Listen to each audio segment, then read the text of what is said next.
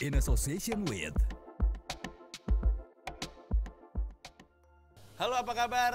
Gua Panji Pragiwaksono, senang sekali bisa kembali bertemu di The Incredibles, where incredible people share their incredible journey, sebuah kolaborasi antara Asus dengan CNN yang tentunya didukung oleh prosesor Intel Core 11th Gen, breaking the boundaries of performance for thin and light laptops. Dan kali ini adalah episode yang sangat spesial, karena kali ini kami menghadirkan seseorang yang diyakini akan menggenjot views. Karena Panji Pragiwaksono segitu-segitu aja level kebintangannya. Padahal sudah dikontrak sampai ujung. Beliau itu menghiasi obrolan-obrolan dalam tanda kutip warung kopi. Orang pada ngomongin apa yang beliau ceritakan, apa yang beliau pikirkan. Ini video yang sangat menarik. Tidak sabar untuk menjelajahi isi kepalanya, pengalaman hidupnya. Indonesia mengenal beliau dengan julukan Bosman Sontoloyo. Terlahir dengan nama Mardigu Wowi Prasantyo. Selamat datang Pak Mardigu. Terima kasih udah diundang Mas Panji. Iya, kita nih kayak udah akrab aja ya, kayak udah sering ngobrol. Sering salah soalnya. Karena yang nonton banyak anak muda nih, Oke. Pak Mardigu, biar gampang masuk di mereka, kita gua lu gitu. Insya Allah masih bisa lah ngomong lu gua. Dapat. Oke. Itu rambut dicat apa enggak sih kok? Kayaknya gue harus chat nih, kalau nggak putih semua nih gue. Iya, biar agak turun dikit usianya. Iya, ini gua naikin karena gitu ya? emang tua. Jadi kita memper-memper lah. Oke. Tapi terima kasih banyak udah hadir ke sini, nggak sabar untuk ngobrol. Walaupun gue bisa asumsikan nih, Pak Mardigu, banyak pertanyaannya. Ya. Lo pasti udah pernah jawab sebelumnya. Sebenarnya enggak sih kayaknya. Oke. Gue nggak tahu belum mau nanya apa. Ya, kita mulai aja sekarang Oke. ngobrol-ngobrolnya. Yang Oke. pasti ini akan jadi sesuatu yang harapannya bisa ngasih masukan, bisa ngasih inspirasi untuk modal untuk melakukan usaha atau melakukan apapun yang kita inginkan, karena pengalaman hidup beliau tuh keren sekali. Kita bisa mulai dari sekolah yang sekilas sebenarnya sekolahnya tuh kalau didengar ya itu istilahnya intriguing sekali gitu, menarik gitu. Beliau kuliah di San Francisco, bidangnya adalah Criminal Mind and Forensic Investigation. Kalau kita alih bahasakan secara harfiah, itu kuliah yang mencermati pemikiran orang-orang kriminal. Kalau forensic investigation tuh apa ya sebenarnya gitu? Ya, investigasi biasa sih sebenarnya. Tapi untuk bukti. Forensik itu untuk istilah yang bukti saya sering lihat di kriminal, ya. film-film detektif soalnya. Untuk bukti kriminal, untuk crime, untuk bukti crime. Oh, gitu. Tapi forensik tidak selalu ada tindakan pidana atau crime sih. Oh, itu adalah sekolah yang jalan berapa lama ngomong-ngomong? Jadi bachelor tetap 4 tahun, master degree-nya sebenarnya 1,5 tahun, tapi gua nggak sepinter itulah. Thank gitu you. ya. Thank you. Jadi thank you Mbak. Kenapa tadi? Jadi gua kan nggak sepinter itu, jadi agak lama gitu. S2-nya jadi hampir 6 tahun kita di negeri seberang. Nggak sepinter itu atau banyak party-party kanan kiri? Kayaknya begitu itu.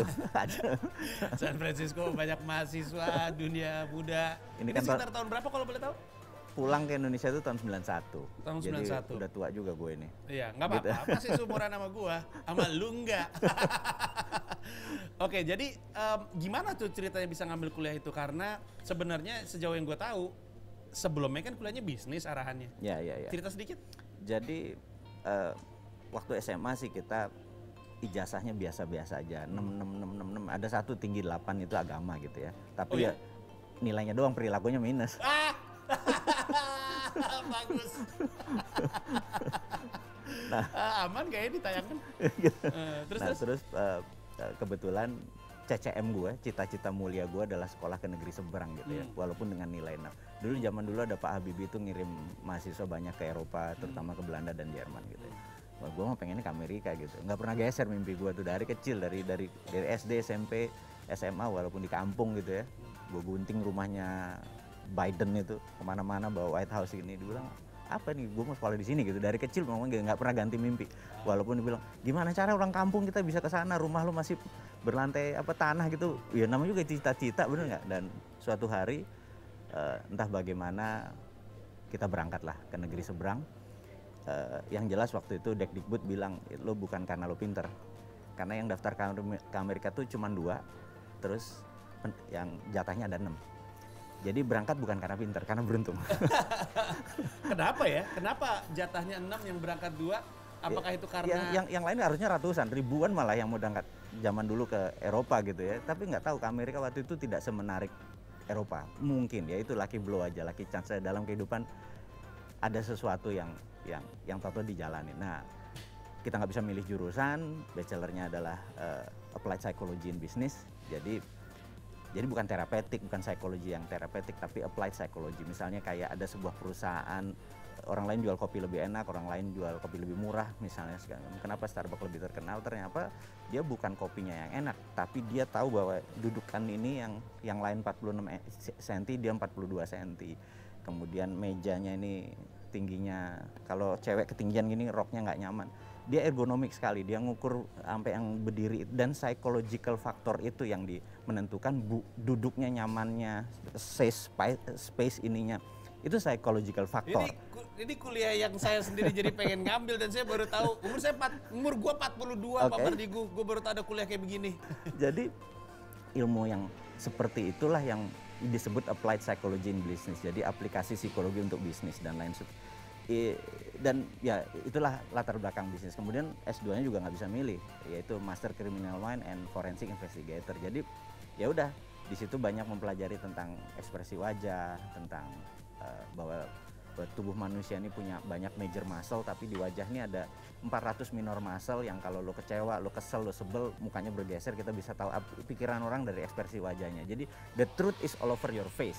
Wow. Jadi kalau kita kasih high stake question, lo jawab, gue tahu. Oke, lo sebenarnya begini gitu. Itu contoh-contoh aja. Kemudian kita ngambil yang namanya state sponsor terrorism gitu ya. Jadi tindakan teroris yang dilakukan oleh negara gitu. Nah, itu disebut teroris 5.0. Nggak banyak, sekali lagi itu tahun 91, terus kembali ke Indonesia, harusnya gue baru tahu, oh gue ternyata inilah yang membiayai gue selama ini. Tapi ternyata degree atau informasi terhadap state sponsor terorisme itu menjadi threat di zaman Pak Harto. Karena yang melakukan state sponsor terorisme adalah Pak Harto. Beliau sendiri, jadi itu dianggap ancaman, jadi gue dilepas, tidak harus melanjutkan ikatan dinas 10 tahun. Itu alhamdulillah bagi gue nggak serve itu.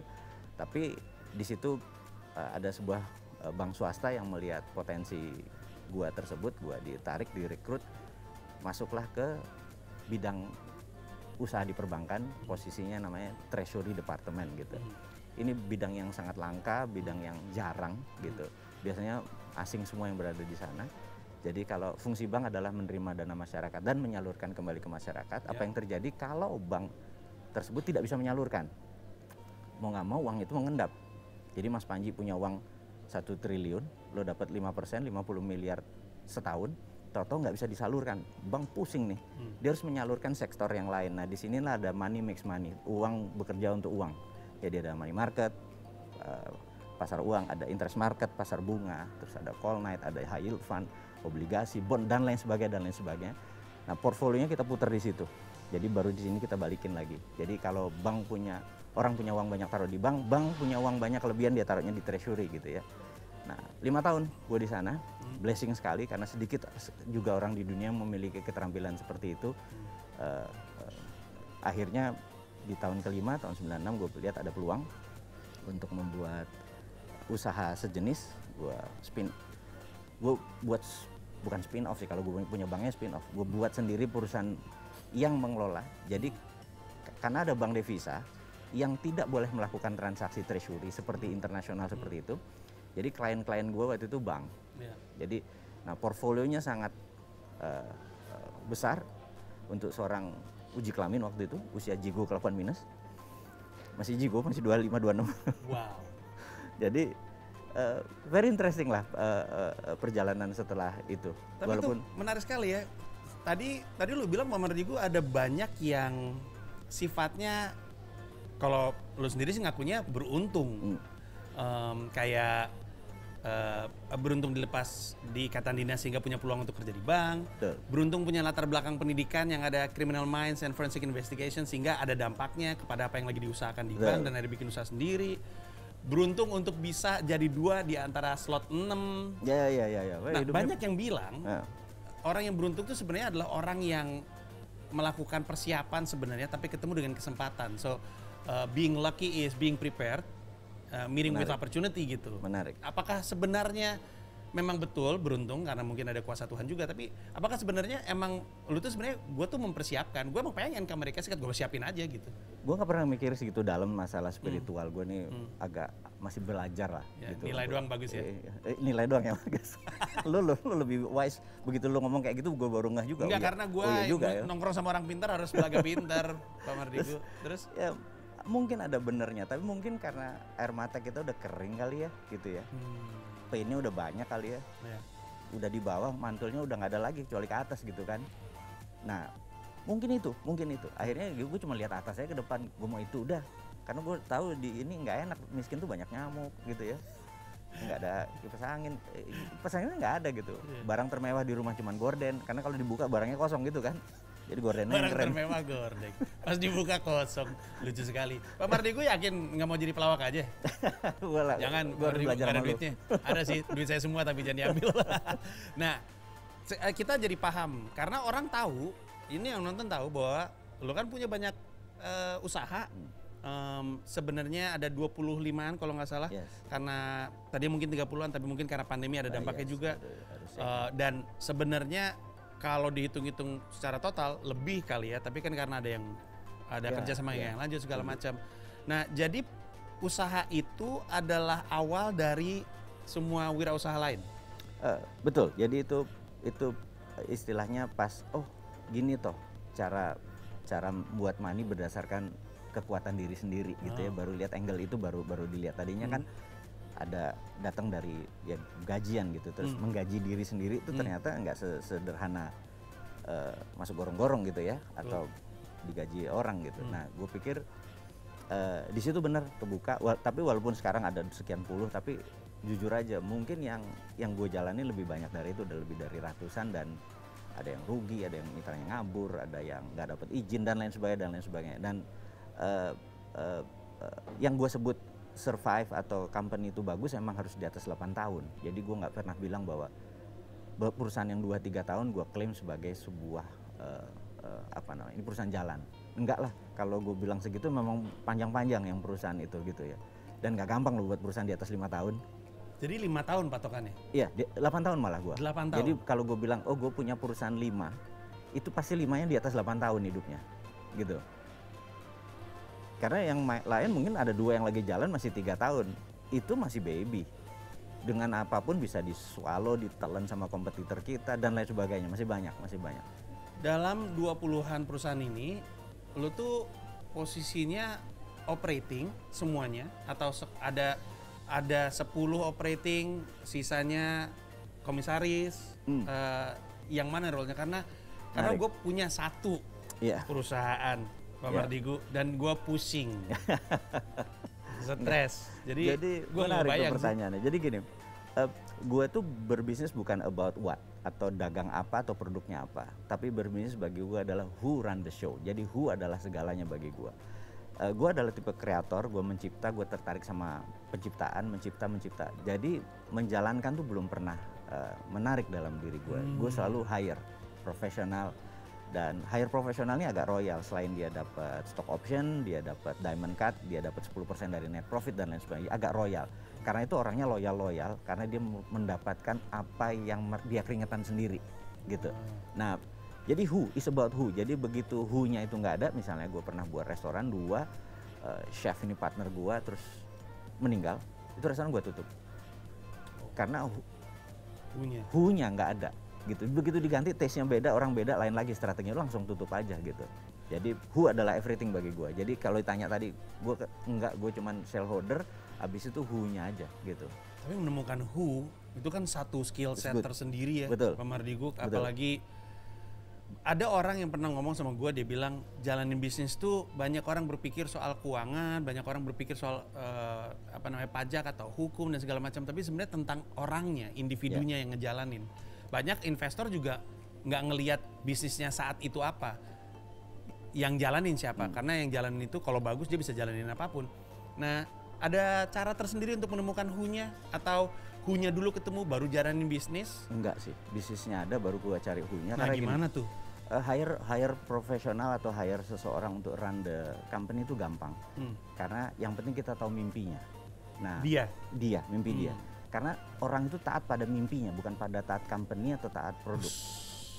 Bagus Berhenti banget. dulu. Orang itu taat sama mimpinya. Ya, dia taat pada mimpinya sendiri. Jadi selama perusahaan kita, deal kita akan mimpinya akan tercapai lewat kita, dia stay. Gitu. Ya. Jadi itu yang gue pikir gue akan ngobrol sama Mas Panji sama lo gini. Oh oke. Ya. Lo ada mimpi ini nggak? Ini kayaknya cocok nih gitu ya. Gitu. Mimpi saya sebenarnya jadi pemain timnas dan berangkat di Olimpiade. Nah, Tapi mati mimpi saya. Basket saya cuma mati itu.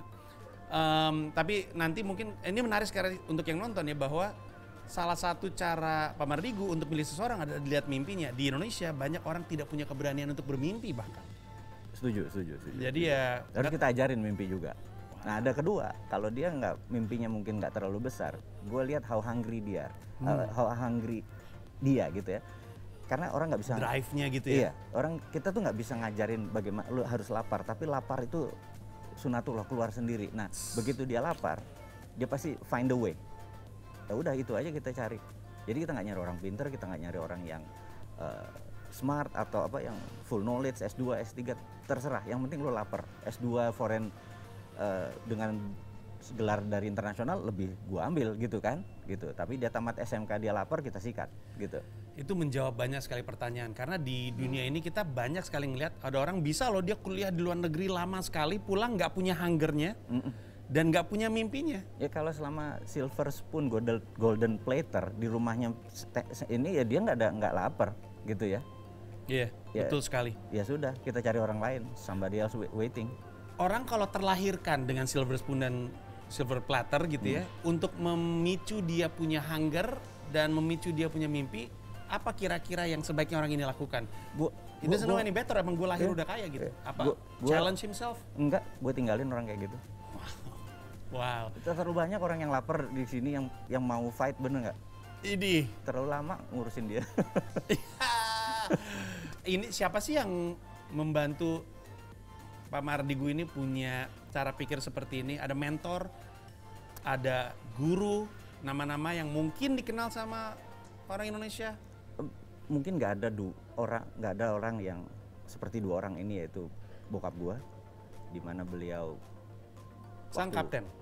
Iya, dia kapten angkatan udara, dia pensiun, dia kapten, jadi jabatannya nggak tinggi. Kemudian ibu guanya seorang yang tamatan SMP gitu ya, sekolah pun rendah. Nah, kedua orang ini ada kelebihannya yang menurut gua, yang mungkin gua blessing lagi memiliki dua orang tua yang nggak ada no rule di rumah gua. No rule. Untuk seorang TNI Angkatan Udara, no rule. lucu juga Itu yang gue surprise. Harusnya kan dia military, dia disiplin, dia ngekang, dia gini, nggak boleh ini, nggak boleh ini. No rule di rumah gue. Lo mau tidur di rumah orang, lo mau nggak sholat, lo mau nggak ngaji, lo nggak apa, no rule. Jadi semua kesadaran, gue ngaji karena kesadaran, gue nongkrong di ini karena kesadaran. Kita pengen baca buku dari kecil, baca buku bahasa Inggris, gue bahasa National Geographic dari umur 7 tahun 8 tahun karena nggak ada apa-apa, gue bacanya itu aja yang ada gitu ya. Nggak ada rule. Itu yang menurut gue membuat gue menjadi deliberate, otak gue hidupnya dengan sengaja, hidupnya dengan, karena no rule gitu. Jadi semua indah bagi gue gitu. Itu bagi gue blessing gitu ya. Dua orang tua gue, ayah gue sudah almarhum, ibu masih di Malang saat ini. Sampai saat ini dia adalah cuma bilang, sehat ya mas, that's it. Mengagumkan betapa banyak yang kita bisa lakukan ketika kita dikasih ruang untuk eksplorasi. Iya, semua bener. Itu ya udah. Tapi yang karena mohon maaf, kalau ibu rumah tangga. Ibu rumah tangga. Jadi sebenarnya ya breadwinner-nya bapak kan, karena bapak TNI Angkatan Udara. Betul. Jadi kan dua-duanya nggak ada semangat entrepreneurial. Nah terus masuknya semangat entrepreneurial di Pak Mardigu dari mana? Rasanya karena gue lapar kali ya. Waktu kita jadi pegawai kan income kita ketakar. Jadi tenaga kita 10, income kita misalnya 10 gitu ya. Sementara kayaknya tenaga kita 50. Begitu kita push juga income kita segini. Gue pikir ya di mana yang bisa unlimited itu? Ya di swasta. Tapi kerjanya extra hours. Nggak ada tanggalan merah. Sabtu Minggu ya kerja juga waktu awalnya dulu. Jadi ya painful juga waktu kita menjalaninya. Jadi seseorang kalau ingin jadi wira usaha menurut gue adalah hilangin tanggalan merah. Hilangin namanya hari libur. Sampai lu achieve sesuatu ya, lu mimpi lu sendiri itu tadi gitu. Orang akan orang akan susah untuk berwirausaha ya. Hmm. Kalau salah satu impiannya adalah work-life balance ya. Karena susah. Di awalnya nggak bisa. Hmm. Bullshit itu, gitu. Kita ngomong apa adanya. Kita susah lah ngajarin orang seperti motivasi, ini kamu harus begini, ayo dong kakak. Itu mah di tempat lain, bener nggak? Tempat kita tell the truth aja lah, bener nggak? Iya bener. Tempat kita tell the truth aja. Iya. Iya. Nah, berarti pertama kali wirausaha kan 95, 96? Ya, 96. 96 ke 2021, dengan begitu banyak bisnis yang dijalankan, ada banyak yang bubar, ada yang jalan. Apa pelajaran terpenting yang lo punya, yang sebaiknya diketahui sama yang nonton kalau mereka pengen berwirausaha? Tadi yang menarik tuh soal rasa lapar dan mimpi, itu krusial sekali kan. Ada yang lain misalnya? Fight with regulator. Fight with? Regulator. Wow. Lo harus ngelawan regulator, karena regulator saat ini yang membatasi kita. Iya, nggak bisa punya inovasi kalau kita hanya bermain dengan aturan yang mereka kasih. Iya, contohnya kayak China ya, 1 minggu itu 5 unicorn. Singapura itu 1 bulan 2 unicorn. India tuh 1 bulan 3 unicorn. Indonesia 1 tahun 1 unicorn aja, insya Allah. Kita aja butuh waktu cukup lama untuk punya sejumlah unicorn. Saat ini kita ada berapa sih? 4 ya? Iya, tapi tetap aja setahun ini nggak ada. Tahun depan mana? Ya insya Allah semua. Dan pandemi nggak bisa dijadiin alasan ya? Jadi, yang lain pada striving kok. Itu yang karena regulator harus learn a lesson bahwa nomor 1 kalau kita jadi regulator adalah break any law. Udah copotin aja dulu deh semua. Jangan-jangan ini salah main, salah pasang, salah main. Ya kita gitu juga nggak tahu siapa dan intelektualitas dibalik orang yang bikin aturan. Agree. Jadi kalau tadi pengen berwirausaha yang kalau beli 10 jual 13 untung 3, lo bisa belajar dimanapun. Tapi kalau beli 10 jualnya 70, break regulator. Businessman ya atau entrepreneur tuh butuh mentor nggak sih? Ada orang yang bilang gini, salah satu yang lu mesti punya ketika lu mulai adalah mentor. Karena dengan punya mentor lu jadi nggak jatuh ke lubang yang orang lain udah pernah alamin gitu. Good. Gue punya mentor, ada banyak, dan kebanyakan mentor gue adalah partner bisnis gue yang senior gitu ya. Jadi cari mentor yang rekeningnya lebih tinggi dari kita, yang lebih soleh dari kita, yang lebih belajar dari kita gitu. Cari mentor yang benar di atas kita itu. Kalau kita misalnya 10 digit pengen 13 digit, ya mentor kita yang 13 digit gitu ya. Jangan mentor kita yang cari uang dari income kita gitu ya. Ya itu nggak pas. Pak Mardigu, tapi gue menemukan sebuah gejala. Itu kan tadi kan kaitannya sama growth mindset ya, keinginan kita untuk tumbuh. Kalau lu pengen berpenghasilan 1 miliar, ya lu belajar sama orang yang berpenghasilan 1 miliar. Jangan kelilingi diri lu sama yang receh-receh gitu karena betul. Tapi kan harus punya growth mindset ya, keinginan untuk mau bertumbuh. Ada banyak banget orang, kita ketemu mereka 10 tahun yang lalu, skill setnya masih sama hari ini gitu. Itu kan susah kan. Growth mindset itu sesuatu yang innate gitu ya, ada di dalam diri kita, atau kita bisa, gue suka nih orang, gue kasih dia growth mindset. Gua belum menemukan cara menumbuhkan mindset kecuali baca buku. Oh wow. Jadi gue termasuk penggila baca buku gitu ya, 1 bulan minimum 1 buku. Tapi buku yang gue minat adalah geopolitik dan geoekonomi gitu ya. Dan itu buku yang menjadi temen gue, dan kebetulan kita punya kelompok yang untuk diskusi buku plus mitra bisnis gitu ya. Nah di sini growth mindsetnya pertama, padahal belum jadi mitra bisnis, pertama adalah mitra diskusi baca buku gitu. Salah satunya misalnya Gita Wirjawan lah gitu. Kita berdua kadang ya berdebat isi buku gitu ya. Akhirnya lama-lama jadi mitra bisnis ya, gitulah kira-kira. Nah gue sarankan ke anak muda atau siapapun yang mau growth mindset, baca buku. Memang berat saat ini baca buku karena baca bukunya asing kalau bisa. Jadi ada 2 yang kita dapat, sekalian kemampuan bahasa gitu ya, terus kemampuan ininya lebih update. Tapi gue perhatiin hampir semua buku, terutama dari luar negeri, setidaknya ada audiobooknya ya. Ada itu kan? Itu bisa denger suara juga. Iya. Dan abis itu ya pastikan punya teman untuk diskusi. Itu krusial. Kalau bukunya nggak pernah tamat dibaca dan nggak pernah dapat maknanya. Krusial. Jadi misalnya ya gitulah. Itu kalau misalnya ini untuk sedikit ini aja ya, colongan tips. Sebenarnya di YouTube tuh ada banyak banget akun-akun atau kanal-kanal YouTube yang kerjanya bikin kesimpulan dari buku-buku terkenal. Jadi lu dapat poin-poin pentingnya dari pembahasan itu dan lumayan kan? Itu gue malah dapat dari situ. Gue kan iya. YouTuber dalam arti sebenarnya, gue ngeliatin YouTube isinya gitu. YouTuber dalam arti kata sebenarnya. Kerjanya mantengin Bener-bener YouTube. mantengin YouTube. Itu YouTuber betul.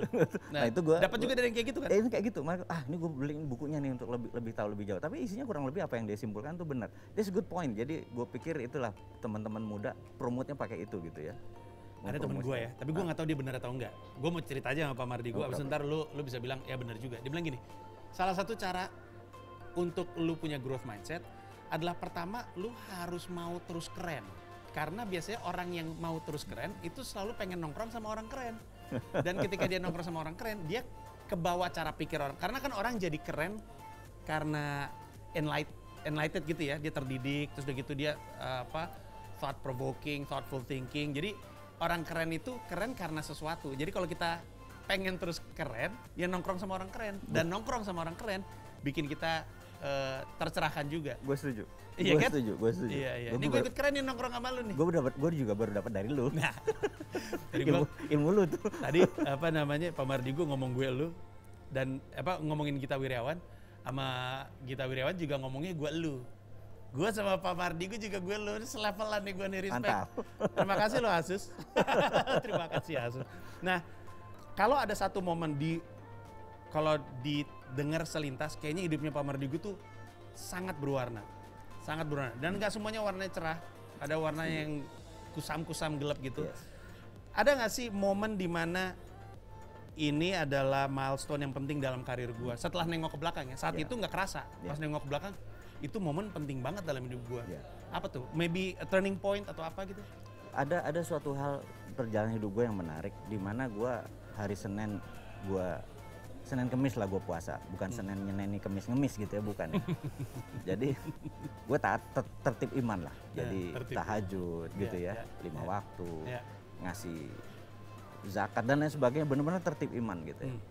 Gue punya kapal tuh karam di pengiriman di Samarinda, karam. Dan waktu baliknya itu nggak bisa karena musim kering, jadi demurrage-nya hampir 3 bulan nunggu musim ini. Itu dapat penalti besar. Terus pabrik gua kilnnya, pembakarnya itu crack karena gempa gitu ya. Terus money changer gua kerampokan. Jadi dalam 3 bulan peng sehingga total gua minus 11 miliar utang. Nah, di momen itu rumah disita, anak sakit, bini udah ke mertua, ya kan, kalau ya namanya juga cinta pakai perasaan, tapi pertahanannya pakai penghasilan, bener nggak? Begitu nggak ada penghasilan ya ke mertua juga, dia bener nggak? Iya bener nggak? Begitu rekening kita ini ya cinta dipertanyakan gitu kan? Nah lagi kayak gitu kita tanya, bos maksud lo apa, bener nggak? Nggak ada jawaban, lo nggak kayak Mr. Bean, mendadak anakku apa segala macam gitu. Nah, terus ya itu turning point bagi gue, bahwa gue marah tadinya, yang tadinya menyebut yang maha lu gua juga. Itu momen, bos. Akhirnya ya itu, maksud lu apa, bener nggak? Itu kan emosi gua, kan nggak boleh dibilang, oh nggak boleh, lu harus begini, lu panggil begini, nggak bisa. Ini reality, gua makannya pakai apa gitu. Nah, mungkin saking akhirnya gua nanya. Nah, seminggu 2 minggu lama gua pikir kayaknya nggak ada hubungan sama dia deh. Kayaknya apa yang gua panen, apa yang gua tanam. Kayaknya gue salah tanam nih. Ya gue bilang, bos, sorry bos. Oke. Suatu hari tuh gue lagi duduk, tetangga gue buang sampah. Terus gue ambil, judulnya ada Millionaire Mindset di Sydney, Australia. Ini jangan The Answer of My Prayer. Kan kadang-kadang Tuhan cara komunikasinya aneh gitu ya. Kalau enggak ya bukan Tuhan, bener nggak? Kalau bisa ketebak ya bukan dia gitu kan. Tuhan kan nggak matematis gitu ya. Versi gue nih. This is interesting, gue bilang gitu. Jangan-jangan gitu. Yaudah. Gue throw the dice. Prinsip gue adalah if you never throw the dice, you will never have a 6.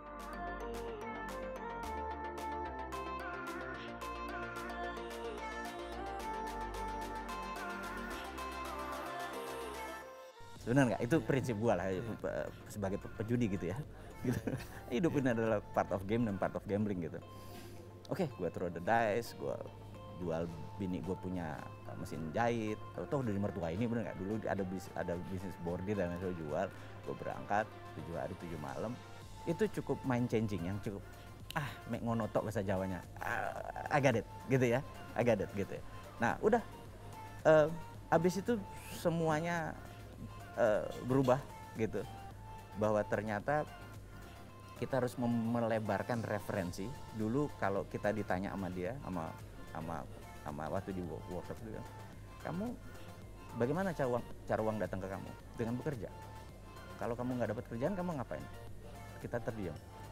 Dia bilang ada ribuan cara untuk uang masuk ke tempat kamu, tapi karena software kamu cuma tahu bekerja untuk dapat uang, maka yang ini nggak bisa masuk. Nah di situ dibuka bahwa ada ribuan cara. Nah mindset kita dibuka, ternyata selama lu punya profesi, selama lu punya dream, ya udah itu dijalani. That's it, gue dapet ahanya gitu ya. Kita nggak usah ceritain di sini deh, karena bayarannya beda gitu. Iya, nanti itu urusannya beda lagi. Tapi itu menarik karena pemicunya adalah hungernya lagi. Yes, habis itu gue lapar. Benar, it's good. Benar. Nah kalau tadi analoginya adalah soal rolling the dice, kalau di basket tuh istilahnya you miss 100% the shots you didn't take. Ya, kalau kita main basket, kita nembak, ada kemungkinan nggak masuk, ya, tapi ada kemungkinan masuk. Betul. Tapi kalau lu nggak tembak, 100% nggak akan masuk. Gitu. Udah tembak aja, bener nggak? Iya, tembak aja bener. bener. Wow. Ini kita mau coba bacain pertanyaan dari netizen. Boleh. Ada beberapa untuk kita kumpulin. Tapi bear in mind, pertanyaannya rada-rada keluar. Oh boleh. Sedikit ya. Ini contoh pertanyaannya. Kalau Bosman tahu besok meninggal, hari ini ngapain? Nyium kaki ibu gua dengan gua gegem segepok emas. Segepok emas? Iya. Jadi nyium kaki dan segepok emas. Iya. Nyium kakinya kita ngerti. Iya. Segepok emasnya? Apa yang terjadi kalau besok nggak kiamat?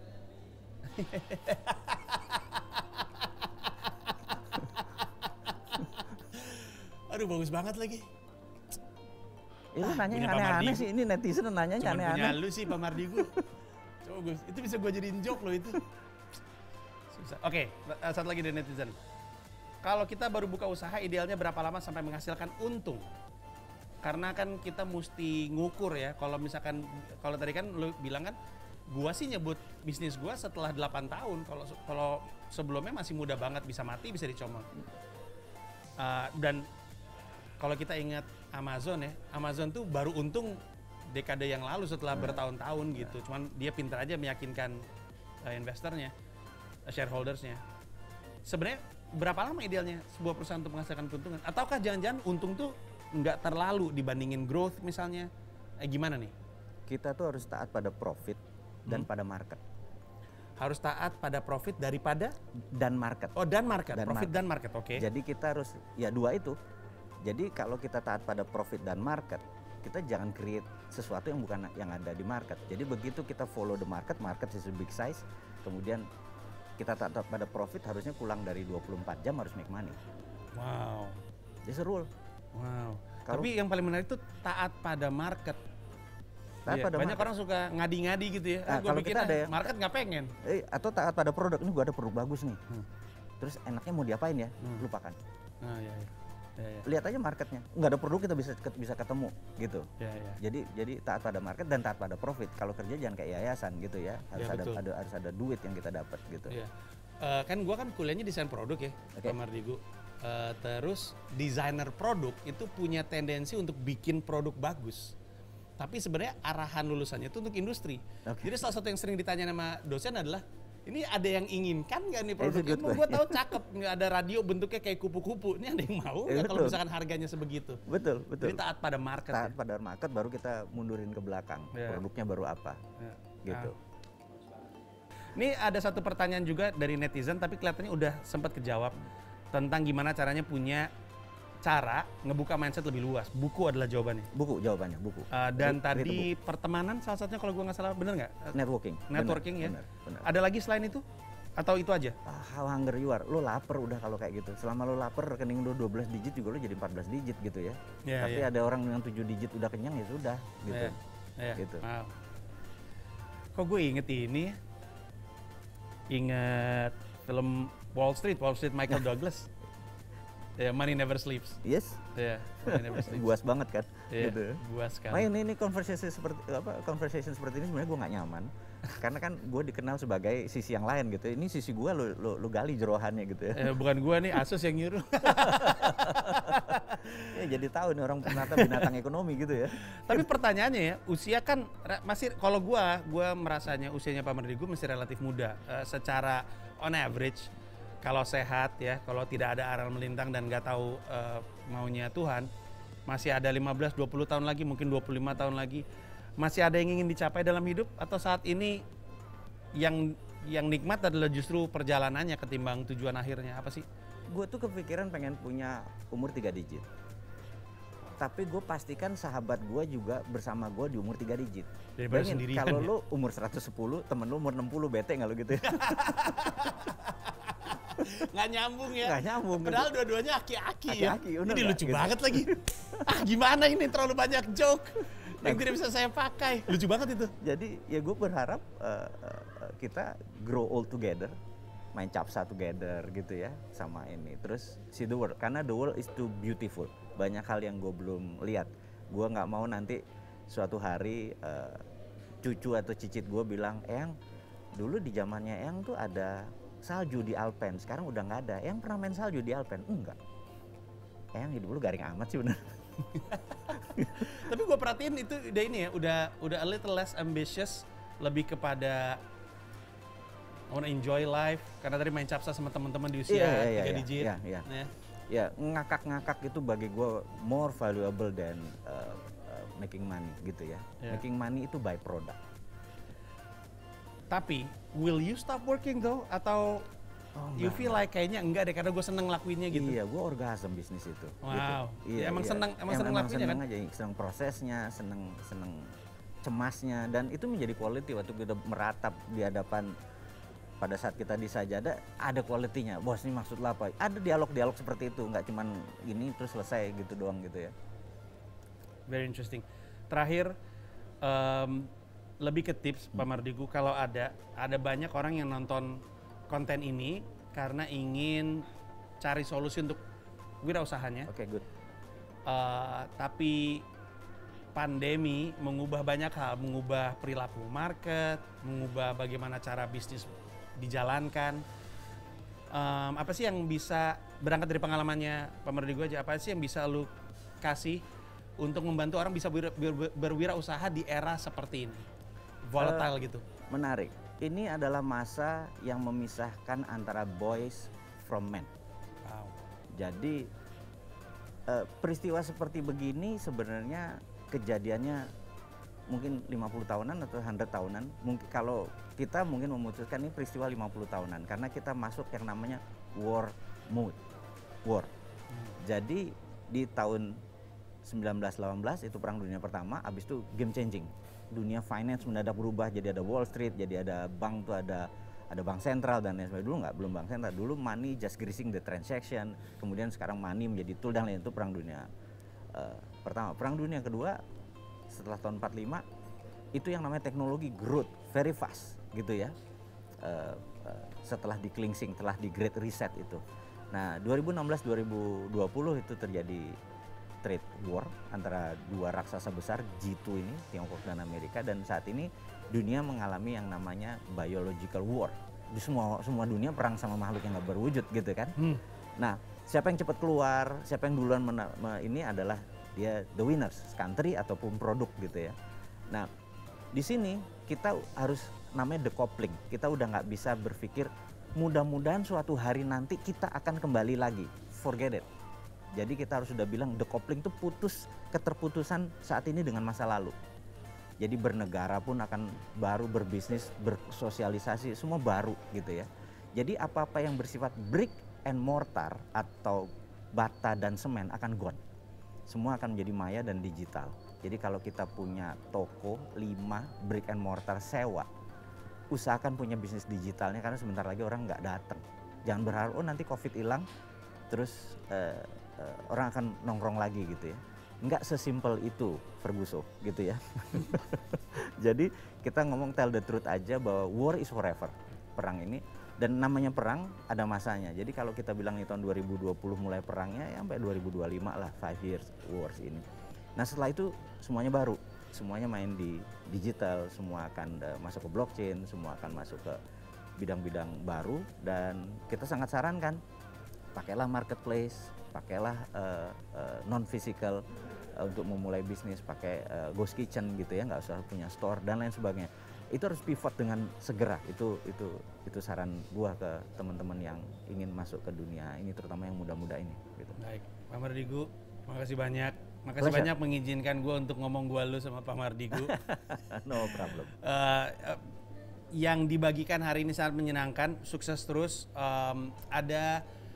Ada orang yang bilang a successful person or a leader has the responsibility to help other people grow. Yes. Dan moga-moga as a successful person, as a leader in your own right, membantu menumbuh kembangkan siapapun yang saat ini lagi nonton, supaya bisa dapat positive impact untuk yang lain. Sama seperti Asus yang sampai saat ini terus berkomitmen menghadirkan sesuatu yang luar biasa dengan teknologi yang terdepan, terutama dalam perangkat laptop yang relevan dan sesuai dengan kebutuhan masing-masing konsumen untuk membuat kehidupan mereka, lu dan gua, jadi lebih bermakna.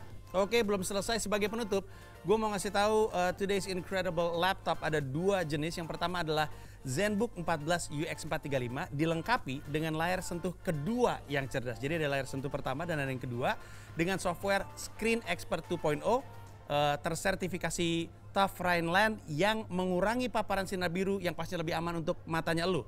Dan yang kedua adalah laptop bisnis dari Asus ExpertBook B1400. Laptop ini beratnya cuma 1,45 kg, cocok untuk lu yang mobilitasnya tinggi, mesti mondar-mandir kesana kesini, dan dilengkapi dengan fitur Numpad 2.0, baterai mumpuni yang mampu bertahan hingga 10 jam sekali ngecharge kerjanya seharian. Dan gak ketinggalan, laptop ini juga dilengkapi dengan Asus AI Noise Cancelling Technology yang tentunya akan meningkatkan pengalaman lu ketika virtual meeting, karena itu adalah sesuatu yang semakin normal di masa seperti ini.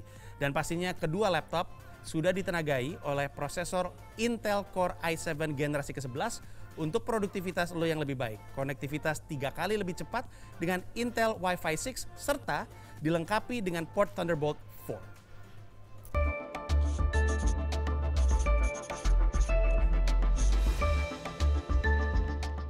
In association with